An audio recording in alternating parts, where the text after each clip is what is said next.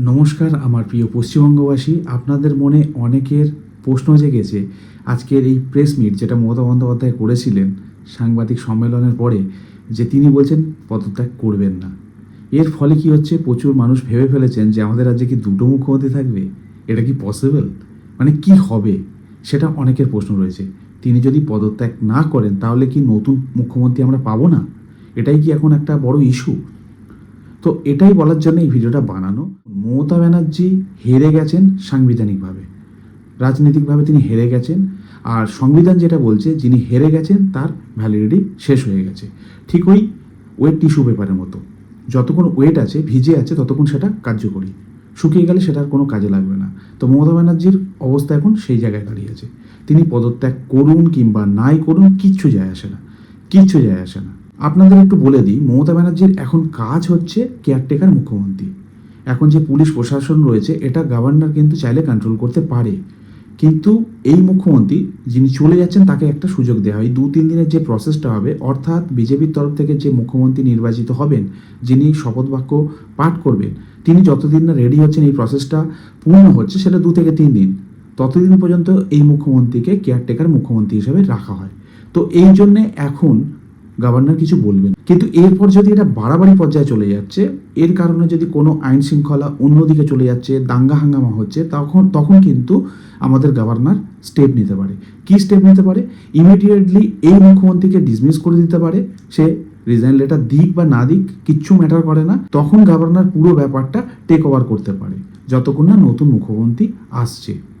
তাই আমাদের ভারতীয় সংবিধানের 164 ধারা অনুযায়ী এই মুখ্যমন্ত্রী যাই করুক না কেন, আমাদের গভর্নরের সেই পাওয়ারটা রয়েছে তাকে ডিসমিস করার। তার সঙ্গে এই ঘটনাটা পুরোপুরি তিনি রাষ্ট্রপতির কাছে নিয়ে যেতে পারেন। সেই রাষ্ট্রপতি যাকে কিছুদিন আগে আমাদের বাংলা থেকে অপমানিত হয়ে ফিরে যেতে হয়েছিল। কারা অপমান করেছিল আপনারা সকলেই জানেন। তাই ব্যাপারটা কোন জায়গায় যাবে আপনারা ভালোভাবে বুঝতেই পারছেন। শুধুমাত্র পদ হারাবেন না, অনেক কিছু তিনি হারাতে পারেন যদি এটা নিয়ে বেশি জোরাজুরি করেন। তাই আপনারা যারা এটা নিয়ে চিন্তা করছেন তাদেরকে বলছি, দুটো মুখ্যমন্ত্রী আমাদের রাজ্যে আসবে না, সেটা পসিবল না। এটা অনেকে মিম বানিয়েছে। যাই হোক, দুজন বা ইনি মুখ্যমন্ত্রী কোনোভাবেই থাকবেন না। তিনি রিজাইন দিন বা না দিন, কিচ্ছু যায় আসে না, কারোর কিচ্ছু যায় আসে না, বিন্দুমাত্র কোনো সমস্যা হবে না। গভর্নর রয়েছে, আমাদের সংবিধানে সেই আইন রয়েছে, সেই আইন প্রয়োগ করে এনাকে উৎখাত করতে খুব বেশি সময় লাগবে না। ম্যাক্সিমাম 2-3 দিন তিনি এরম করবেন। এবার দেখার বিষয় হচ্ছে, এই যে 2-3 দিন তিনি পাচ্ছেন, এই 2-3 দিনের রাজ্যের পরিস্থিতি কেমন জায়গায় থাকে।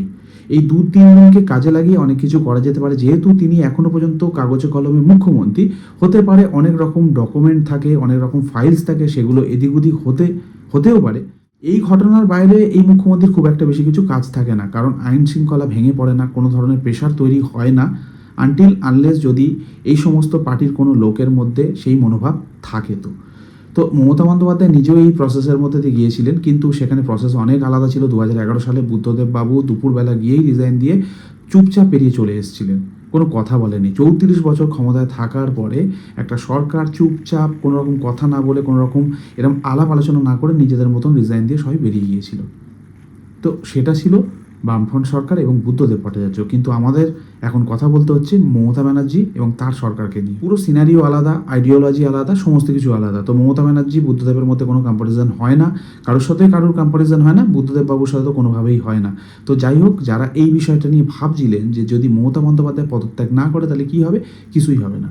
আপনারা নতুন মুখ্যমন্ত্রী পাবেন, সেটা বিজেপির তরফ থেকে জানানো হবে কে তাদের মুখ্যমন্ত্রী হচ্ছে, মানে তাদের তরফ থেকে মুখ্যমন্ত্রী হচ্ছে আমাদের রাজ্যের জন্য, সেটা আমরা কয়েকদিনের মধ্যেই হয়তো আগামীকাল জেনে যাব।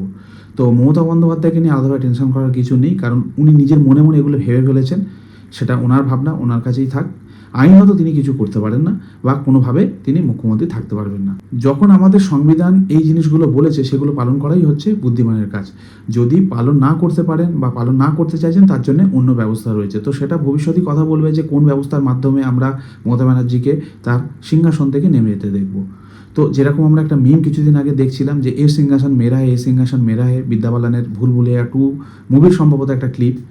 যেখানে আমরা দেখছিলাম সিংহাসনের প্রতি কত প্রেম, তো সেই জিনিসটা আজকের প্রেস মিটে আমরা দেখতে পেলাম। কিন্তু এটা আইনসম্মত বা সংবিধান সম্মত নয়। তিনি হারেননি, সেটা তার মনের ব্যাপার, তিনি নিজের মনে মনে সেই ব্যাপারটা ভেবেছেন। কারণ 15 বছরের একটা মাথায় মুখ্যমন্ত্রী ব্যাপারটা নিয়ে চলা, হঠাৎ করে একদিন সকালে উঠে দেখছেন যে তিনি আর মুখ্যমন্ত্রী নেই, তো এরকম ধরনের প্রেস মিট খুব স্বাভাবিক ব্যাপার। কিন্তু সংবিধান এই জিনিসের অনুমতি দেয় না। তো এই ভিডিওতে এতটুকুই, এর বাইরে আর কিচ্ছু বলার নেই। পরে দেখা যাক ভবিষ্যৎ কি হয়, সেই অনুযায়ী আপনাদের সামনে ফের হাজির হয়ে যাব নতুন কোনো খবর নিয়ে। ভালো থাকবেন সবাই, দেখা হচ্ছে পরের ভিডিওতে।